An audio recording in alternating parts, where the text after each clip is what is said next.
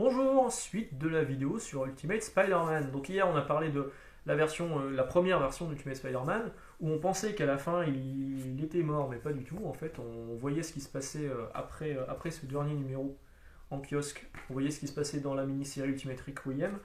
Et du coup, la série est relancée sous un nouveau titre, non plus Ultimate Spider-Man, mais Ultimate Comics Spider-Man, au numéro 1, avec toujours Brian Michael Bendis au scénario, voilà, toujours dans l'univers Ultimate. On voit d'ailleurs qu'il y a tous ces personnages qui l'ont croisé dans la première série, donc ça c'est Spider-Woman, la Torche des 4 Fantastiques, Iceberg, Kitty Pryde, Mary Jane, Gwen, Tante May et merde, je sais plus comment ça s'appelle lui, c'est pas Goose, je sais plus son nom, Mousse, je sais plus. Voilà, redites-moi, j'ai oublié. Alors, au dessin c'est David Lafuente qui a un style beaucoup plus animé, moins comics, un truc un peu plus dessin animé, ouais, je la qualifierais comme ça. Un croisement entre le manga et le comics, un petit peu. Hop. Je vais ranger un petit peu parce que sinon c'est marrant. Donc ça c'était le numéro 1 qui est paru en France en avril 2010, donc c'était il y a 10 ans. Hein. Il y a 10 ans ça coûtait 4 euros. Le numéro 2. Voilà. Numéro 3. Je crois que la Fuente se barre assez vite. Hein. Je vérifie en même temps. Hein. Voilà, donc dans ce numéro-là, c'est plus La Fuente, c'est Takeshi Miyazawa. Takeshi Miyazawa, donc du coup, que vous connaissez peut-être sur Mary Jane, je crois que c'est lui qui dessine Mary Jane. Je sais plus. Ouais, c'est ça.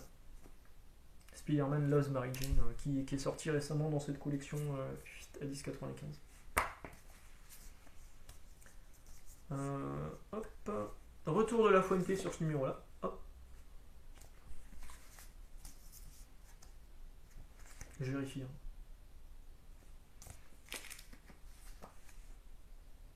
Bah finalement, il sera resté sur toute la série à part quelques épisodes. Ouais, c'est encore lui. Cette pub pour Thor derrière. Un jour, je vous ferai une vidéo sur le MCU.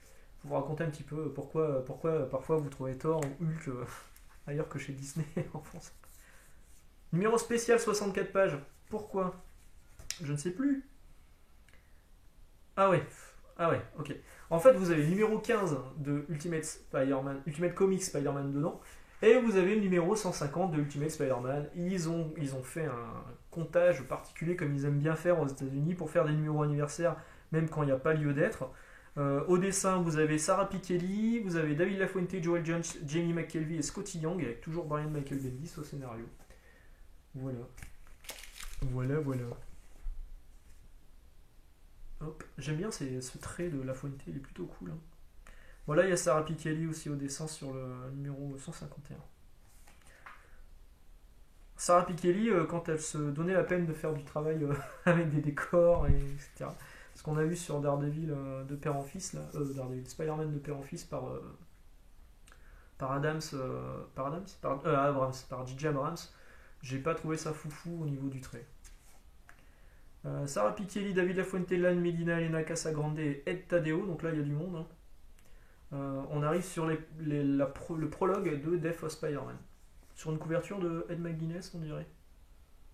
Je pense que c'est du Ed McGuinness.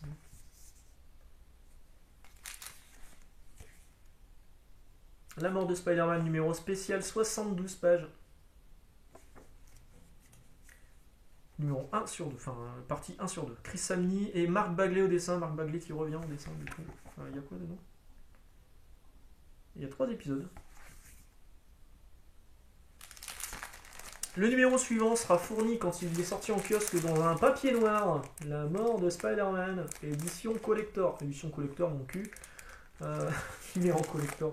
4,60€, sorti en février 2012. À l'arrière, vous aviez ça. Voilà. En fait, ils avaient expliqué à l'époque qu'ils avaient mis ça, histoire de ne pas spoiler la fin. Sauf qu'ils spoilent la fin là derrière. Voilà. Ça les empêche pas de mettre des pubs au dos de celui-ci. Hop, alors à l'intérieur, Brian Michael Bendis et Mark Bagley qui est revenu pour terminer l'histoire. Et ça se termine au Ultimate. Donc là, du coup, comme ça a repris la numérotation, on est sur Ultimate Spider-Man 160. Voilà, voilà. Donc ça se termine par la mort de Spider-Man. Vous l'avez compris.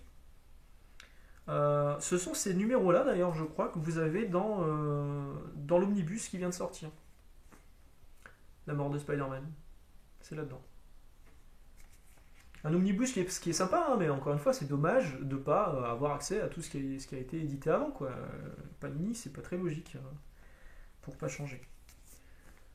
Donc là, Spider-Man meurt à la fin, attention, spoil, il meurt à la fin. Est-ce qu'il meurt vraiment à la fin? Bah, vous le verrez en lisant la suite des aventures de Spider-Man, mais pas Peter Parker, dans Miles Morales.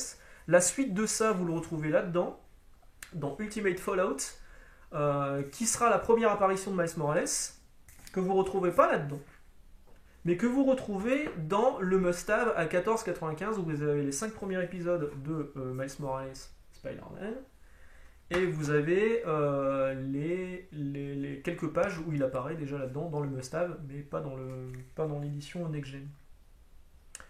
Donc là-dedans, vous avez toute la mini-série Ultimate Fallout qui fait suite à la mort de Spider-Man, avec Bendis et Mark Bagley, avec Bendis, Jonathan Hickman, Nick Spencer au scénario. Il y a du monde, hein. Il y a du Luke Ross au dessin, il y a du Sarah Pichelli, Salvador Larroca, Clayton Crane, Carlo Pagulayan. Il y a du monde. Il y a du monde.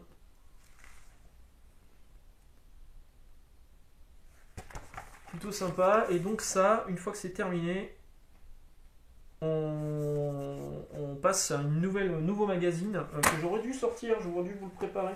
Donc là, quelque part derrière. Donc, hop là. Je vais pas réussir à le sortir. Vous allez avoir un fail en direct parce que tout est tellement serré que... Voilà. Hop, hop. Donc la suite, ce sera là-dedans dans Ultimate Universe numéro 1. Mais ça, on en parlera demain. On parlera également des éditions de Miles Morales. Donc du coup, vous aurez compris que je vais faire 3 vidéos. Et que la 3e vidéo sera dédiée à Miles Morales, histoire de faire une vidéo à part sur ce personnage qui est devenu emblématique et qui va connaître bientôt un jeu vidéo à son nom. Sur PS5, on aura fait acheter une PS5. Voilà, sur ce, à demain et bonne journée. Ciao.